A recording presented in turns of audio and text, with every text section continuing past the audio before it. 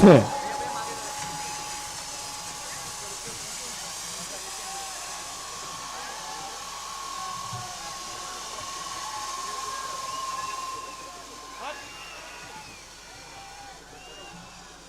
जमलेल्या माझ्या तमाम हिंदू बांधवांनो, भगिनी आणि मातांनो,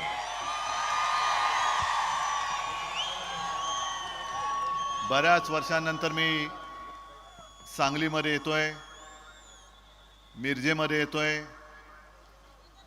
खूप वर्षांपूर्वी शिवसेना प्रमुखांच्या सोबत त्यांच्या सभेला मी नक्कीच आलो होतो आणि आज मला अभिमान आहे की शिवसेना प्रमुखांना साजेल अशी ही विराट सभा बऱ्याच वर्षांनंतर मिरजेमध्ये होते.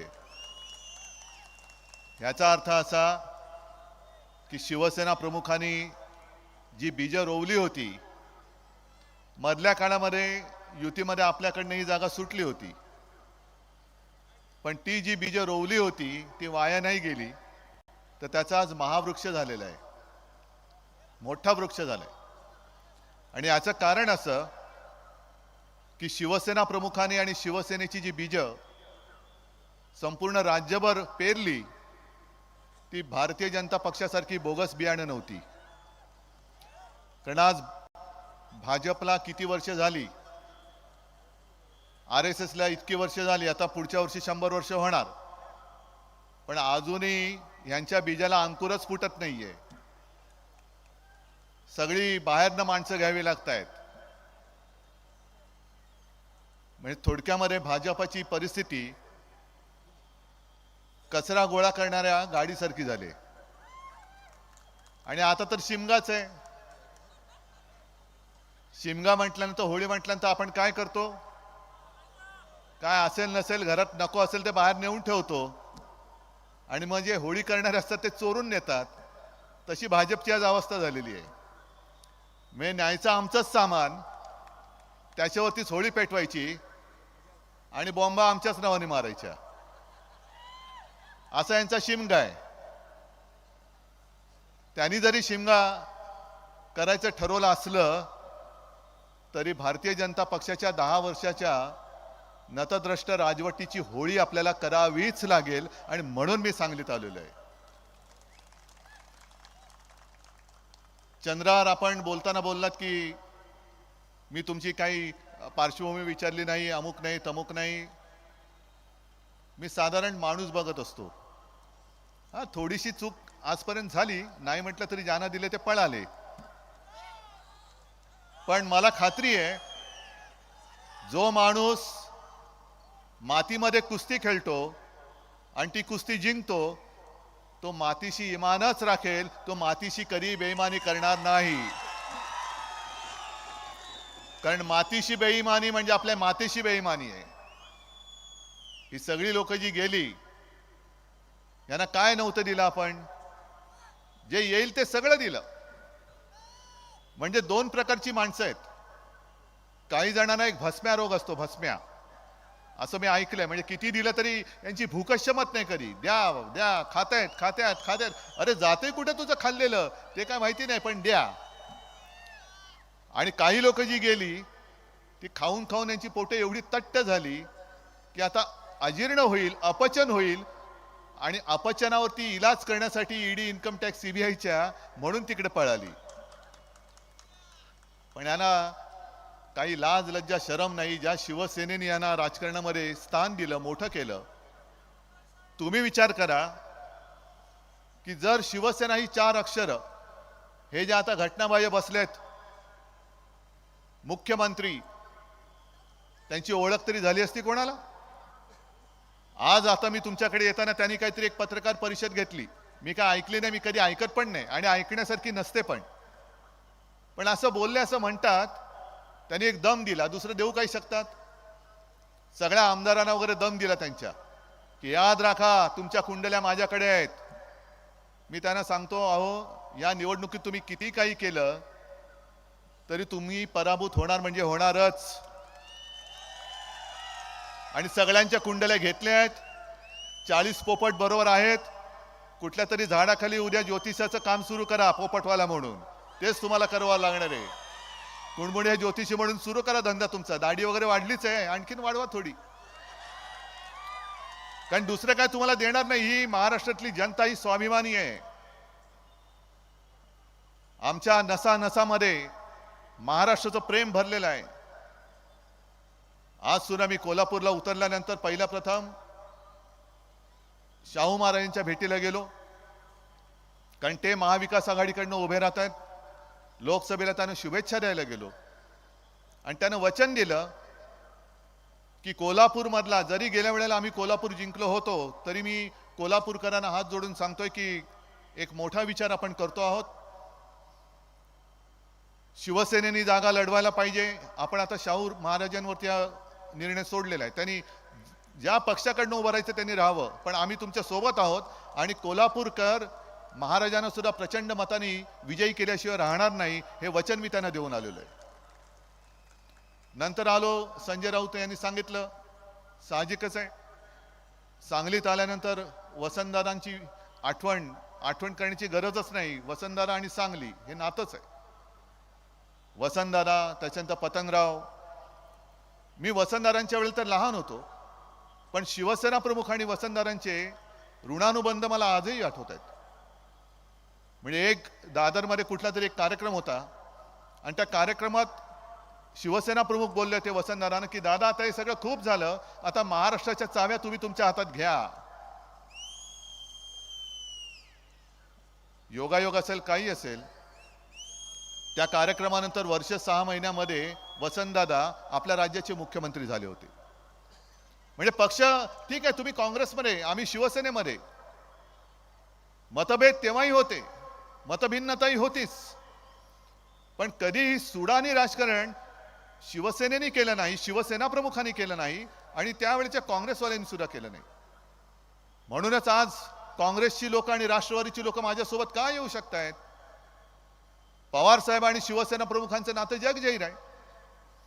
व्यासपीठावरनं शिवसेना प्रमुख कडाडून टीकाही करायचे, पवार साहेब करायचे, पण भेटल्यानंतर त्यांची जी मैत्री होती, ती मैत्री आणि राजकारण, त्यांनी कधीही राजकारणाचा उपयोग सूडबुद्धीने एकमेकाला संपवण्यासाठी नाही केला, जो आज केला जातोय. मी का चिडलो, मी का मैदानात उतरलोय? कारण मातोश्रीमध्ये अगदी शिवसेना प्रमुखांच्या खोलीत, ज्याला आम्ही मंदिर मानतो, आज देखील तिकडे आमचं जास्त येणं जाणं नसतं. फक्त काही चांगले सणवार असतील किंवा आम्हाला असं मनात आलं की आशीर्वाद घ्यायचे आहेत, तर जाऊन त्या मंदिरात, त्या खोलीत जाऊन आम्ही आशीर्वाद घेतो. त्याच खोलीत अमित शहानी मला जे वचन दिलं होतं, ते वचन त्यांनी मोडलं आणि उलट मला खोटं ठरवायला निघाले. म्हणून मी संतापलो आणि मी मैदानात उतरलो. कारण हे आमचं हिंदुत्व नाहीये. हिंदुत्व, आता संजय राऊत यांनी संपूर्ण मातीचा गुण किंवा अवगुण कसा असतो ते सांगितलं. औरंगजेबाच्या भूमीत जन्मलेल्यांनी आम्हाला हिंदुत्व शिकवायला जाऊ नाही. आम्ही शिवछत्रपतींच्या महाराष्ट्रामध्ये जन्मलो आहोत. ही भूमी वीरांना जन्म देणारी आहे आणि गद्दारांना माती चालणारी आहे. गद्दारी तुम्ही फक्त उद्धव ठाकरेशी नाही केली, गद्दारी शिवसेनेशी नाही केली, तर गद्दारी या तमाम माझ्या माता भगिनी आणि बांधवांशी केली. गद्दारी तुम्ही छत्रपतींच्या महाराष्ट्राशी केलेली आहे. अजून सुद्धा उद्धव ठाकरे संपत नाही. बघा ना इकडे काय हे, आज माझ्याकडे पक्ष नाही, चिन्ह नाही, सगळं तुम्ही चोरलेत. तरी पण मी जिथे जातोय तिकडे असं ही सगळी गर्दी का उसळते? याचा मोदीजी तुम्ही विचार केला पाहिजे, अमित शहाजी तुम्ही विचार केला पाहिजे. कारण तुमचं घराणं, तुम्ही आमच्यावरती घराणेशाहीची टीका करता करा, आहेच मी, मला अभिमान आहे. मी हिंदू हृदय सम्राट आणि माझी माँ यांचा मी पुत्र, याचा मला अभिमान आहे. आणि मोदीजी तुम्ही तुमच्या 7 पिढ्यांचा इतिहास सांगा. अमित शहाजी तुम्ही तुमच्या 7 पिढ्यांचा इतिहास सांगा आणि मी माझ्या 7 पिढ्यांचा इतिहास सांगतो. जनतेला ठरू दे आणि जनताच सांगेल तुम्हाला की जनतेसाठी कोणत्या पिढ्या राबल्या आणि जनतेला कोणत्या पिढ्या लुबाडतायत, हे जनता तुम्हाला तोंडावरती सांगेल. एवढी महाराष्ट्राची जनता ही स्वाभिमानी आहे. पण तुम्ही वाटेल ते बोलता, वाटेल ते बडबडता. काल एक सहज त्या सिंदखेड राजाला गेलो, मातृतीर्थ जिथे जिजाऊंचा जन्म झाला त्या जन्मस्थानाच्या बाहेरच अगदी गेटला लागून आमची सभा होती, कुटुंब संवाद. आणि तिथे बोलताना संजय राऊत बोलले की औरंगजेबाचा जन्म कुठे झाला ते त्यांनी सांगितलं. आम्ही काय करू शकतो, आम्ही तो इतिहास नाही पुसू शकत. जन्म तिथे झाला तर झाला. आणि मग पुढे जे मी बोललो की हीच औरंगजेबी वृत्ती ही या मातीमध्ये गाडलीच पाहिजे, तर लगेच मोदीजींनी सांगितलं, मुझे औरंगजेब कहा, मेरा शिरच्छेद करने के लिए कहा. मोदीजी, एवढा मी खालच्या दर्जाचा नाहीये. मी दुसऱ्याचा मान सन्मान ठेवून बोलणारा आहे. मी कधी तुमचा शिरच्छेद करा असं बोललेलं नाही आणि बोलणार देखील नाही, कारण ते माझे संस्कार नाही आहेत, माझ्यावरती संस्कार नाही आहेत. मी जे बोललो ते पुन्हा बोलतो. जर आमचा महाराष्ट्र तुम्ही ओरबाडत असाल, जर तुम्ही माझा महाराष्ट्र लुटायचा प्रयत्न कराल, तर त्या औरंगजेबी वृत्तीला आम्ही महाराष्ट्रामध्ये मूठ माती दिल्याशिवाय राहणार नाही, याचा मी आज पुनरुच्चार करतोय. मी परत बोलतोय, कारण तुम्ही बारीक बारीक बारीक, कारण त्यांच्याकडे आता प्रचाराला काही राहिलेलं नाहीये. आम्ही काय बोलतोय ते शब्दाचे अर्थाचे अनर्थ करून तुम्हाला असं संभ्रमित करून टाकायचं आणि असं केविलवाणं बनायचं की बघा बघा माझ्या मी विरुद्ध सगळे माझ्या विरुद्ध आलेले आहेत, माझ्या विरुद्ध सगळे आलेले आहेत. मग आपले साधीसुधे लोक खास करून या माता भगिनी काय करतात, होय हो बिचारा बघा कसा एकटा पडलाय आणि त्याच्या विरुद्ध सगळे अगदी उभे राहिलेले आहेत.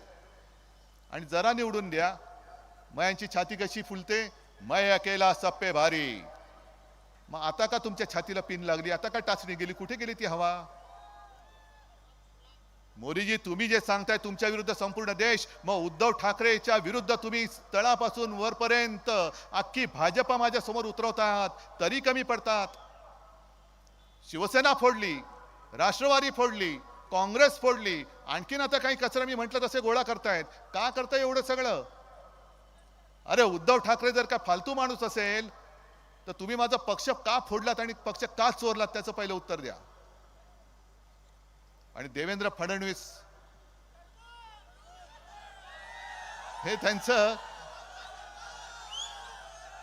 आता हे त्यांचं बारसं कोणी केलं मला माहिती नाही, पण जसं 50 खोके ही जी घोषणा संपूर्ण राज्यभर फेमस झाले तसं हे नाव त्यांचं फेमस झालेलं आहे. ते 2 दिवसापूर्वी बोललेत. किती निर्लज्ज माणसं असतात बघा. आता आम्ही काही टोमणा नाही मारत, खरोखर आहे की नाही मला तुम्ही सांगा. कारण 2 दिवसापूर्वी त्यांनी सांगितलं मी इकडे बातम्याच घेऊन आलेलो आहे. म्हणजे असं नको की उद्धव ठाकरे काहीतरी मन की बात करतायत. मी मन की बात नाही करत, मी जन की बात करतो. मी जन की बात करतो म्हणून मी बातम्या घेऊन आलोय. जे देवेंद्र फडणवीस बोलले होते मी पुन्हा येईन पुन्हा येईन, त्यांनी सांगितलं मी पुन्हा आलो ते 2 पक्षांना फोडून आलो. असा निर्लज्जम सरासुखी माणूस. म्हणजे यांचं काय झालंय, ते आपल्या किरण मानेने एक पोस्ट टाकले, चांगली टाकले, की दुसऱ्याच्या घरावरती दरोडा टाकायचा, दुसऱ्याच्या घरातले पैसे चोरायचे आणि वर सरळ सांगायचं बघा मी 2 घरं फोडून मी श्रीमंत झालो. अरे घर फोड्या, तू दुसऱ्याचे पैसे चोरतोस, दुसऱ्याची संपत्ती चोरतोस आणि त्या संपत्तीवरती तू नागोबासारखा बसतोस. तू कसला मर्द रे, तू कसला राजकारणी? पण सगळ्यांना त्यांनी घेतले. मिंदे तिकडे गेले, अजित पवार गेले. आणि घटना बाह्य सरकार एवढ्यासाठी मी बोलतोय कारण सर्वोच्च न्यायालयाने परवाच एक बांबू दिला यांना. काय बांबू दिला हे मुद्दामून ती पण बातमी आणले की त्यांनी जे सांगितले की तुम्ही जे पक्षांतर केलं, अजित पवारांच्या वकिलाला सांगितले ही मतदारांची चेष्टा नव्हे काय. आणि त्यापुढे जे सांगितले ते फार महत्वाचं आहे. आणि मी सर्वोच्च न्यायालयाला हात जोडून, माझ्या जनता न्यायालयात मी सर्वोच्च न्यायालयाला हात जोडून विनंती करतोय की तुमच्याकडनं आम्हाला न्यायाची अपेक्षा आहे. फक्त वेळेमध्ये न्याय द्या. जसा एखादा रुग्ण शेवटची घटका मोजत असतो तोपर्यंत त्याला औषध दिलं तर तो जगू शकतो. तो मेल्यानंतर औषधाचं भांडार जरी आणलं तरी काही उपयोग होत नाही. म्हणून मी तुमच्या जनतेच्या न्यायालयाच्या वतीने सर्वोच्च न्यायालयाला हात जोडून विनंती करतोय की हे तुम्ही जे काय सगळं बोलता आहात आम्हाला एक अभिमान आहे की जशा बाकीच्या संस्था ईडी, इन्कम टॅक्स, सीबीआय वगैरे वगैरे हे भाजपचे घरगडी जरी झाले असले तरी माझी न्याय देवता अजूनही स्वतंत्र आहे, तिच्यामध्ये धाडस आहे.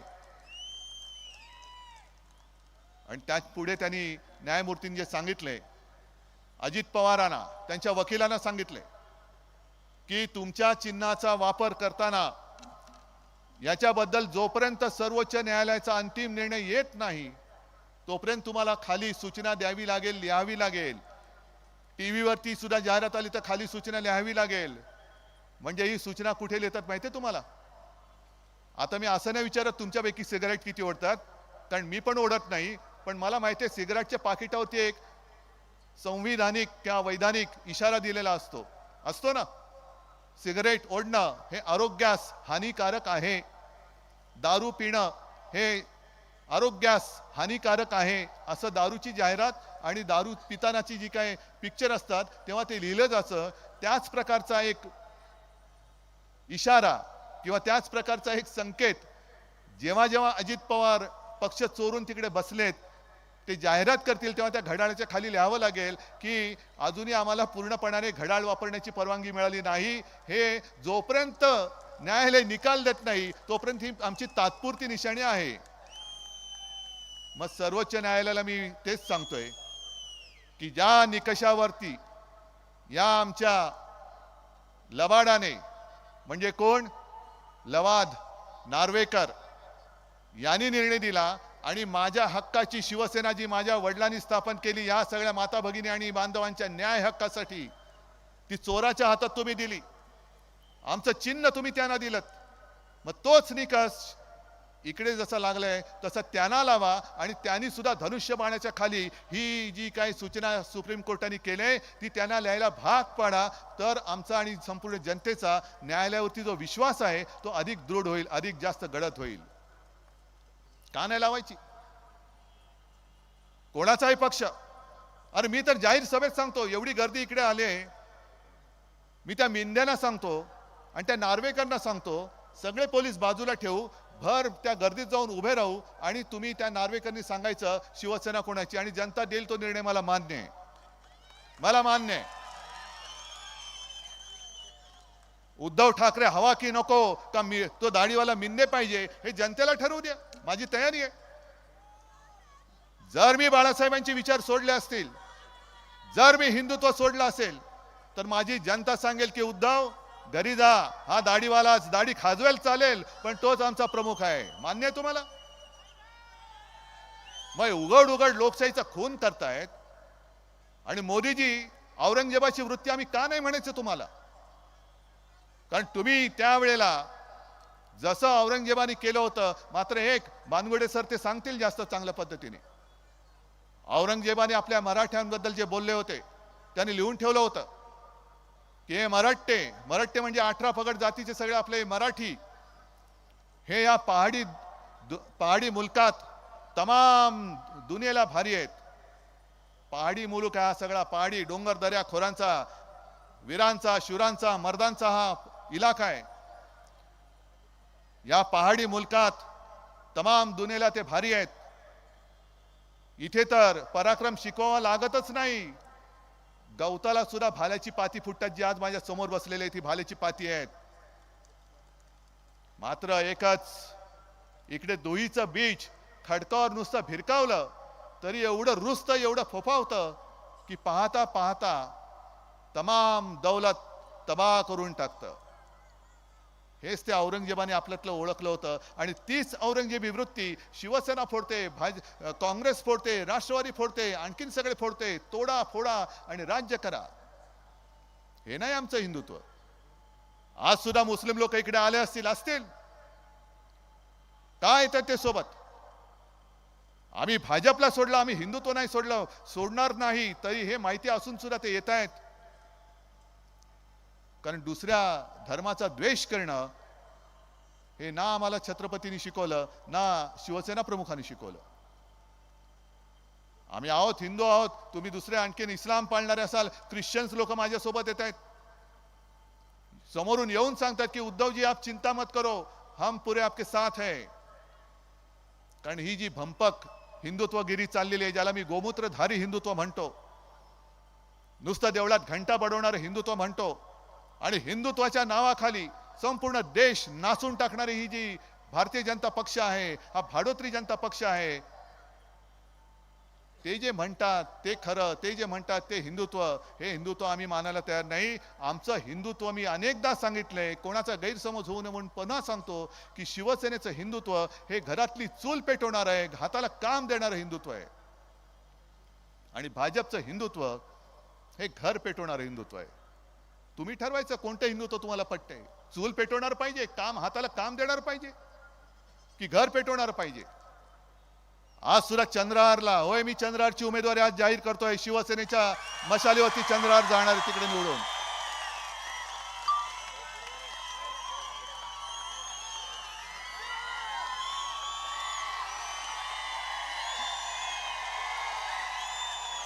हा मर्द तुम्हाला दिलेला आहे, हा मर्द तुमच्यासाठी लढायला उतरलेला आहे, पण याला जिंकून देण्याचा मर्दपणा तुम्हाला दाखवावा लागेल. सांगलीकरांना सांगावं लागेल की आम्ही पण मर्द आहोत.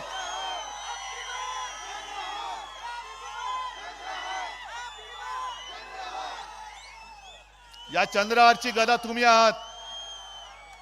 कारण चंद्रहार जेव्हा पहिल्यांदा माझ्याकडे भेटायला आला, तेव्हा मला त्यांनी एक गदा दिली.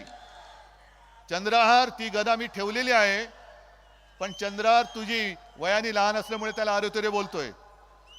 चंद्रहार, तुझी अस्सल गदा ही आहे, आणि ही गदा जोपर्यंत तुझ्या सोबत आहे तोपर्यंत तू प्रतिस्पर्धाची चिंता करू नको. का चंद्रहारला मी दिलं? कारण गेले 10 वर्ष ज्याला तुम्ही निवडून दिला त्याने तुम्हाला काय दिलं?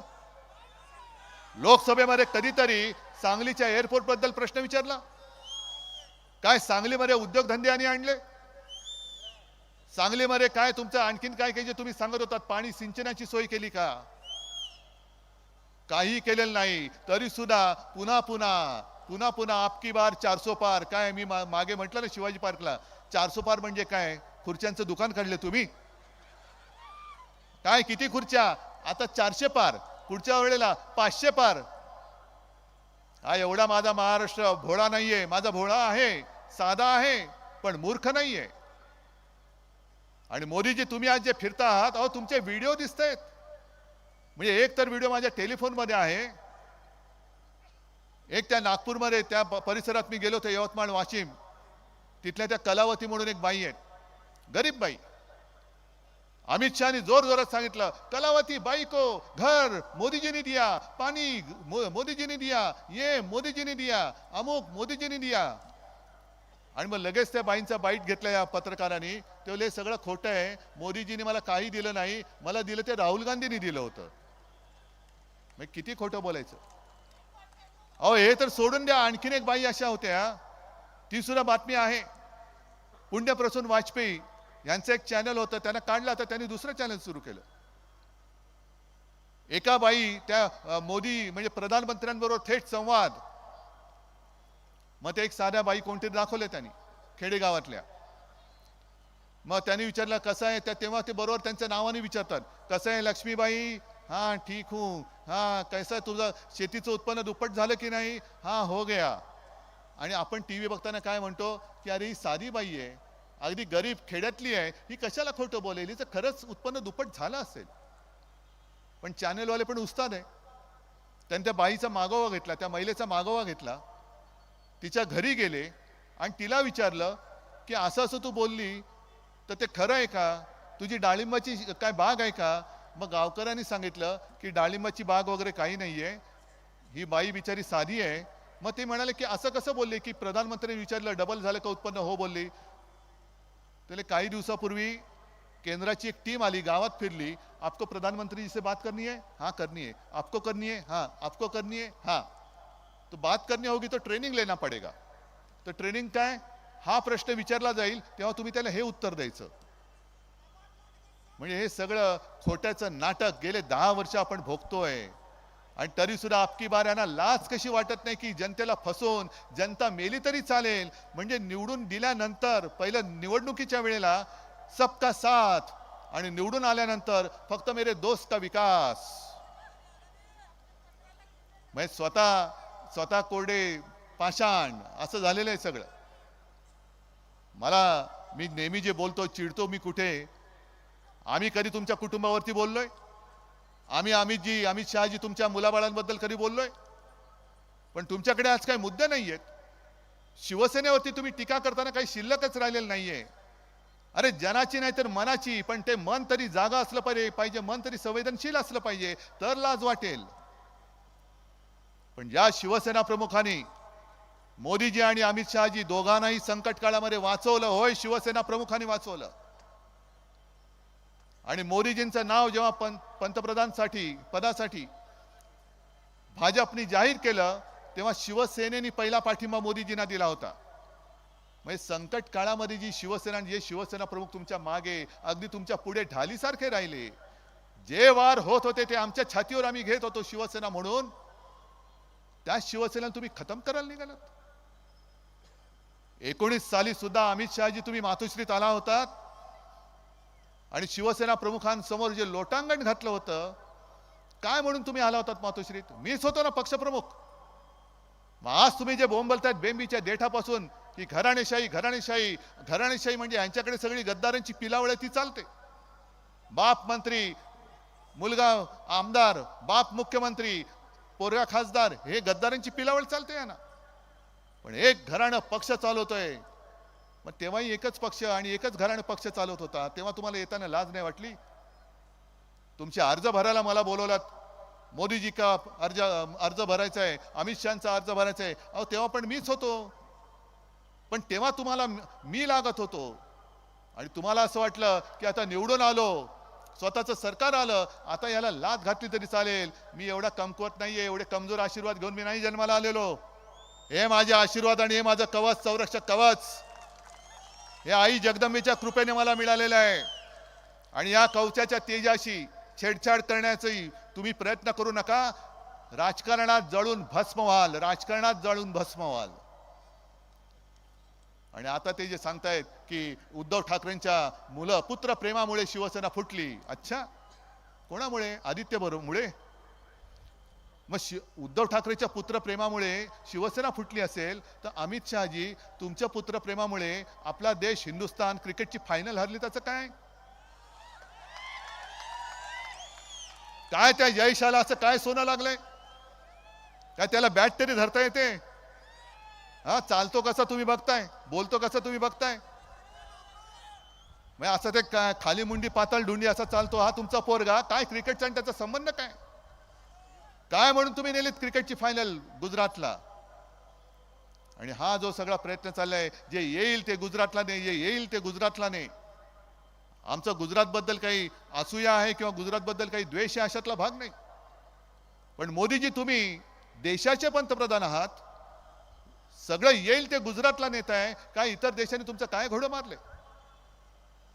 महाराष्ट्रामध्ये आज जे काय घटनाबाह्य मुख्यमंत्री काहीतरी बडबडलेत, औरंगजेबावरनं पण बडले असतील. त्यांना जसं स्क्रिप्ट येतं तसे ते वाचतात.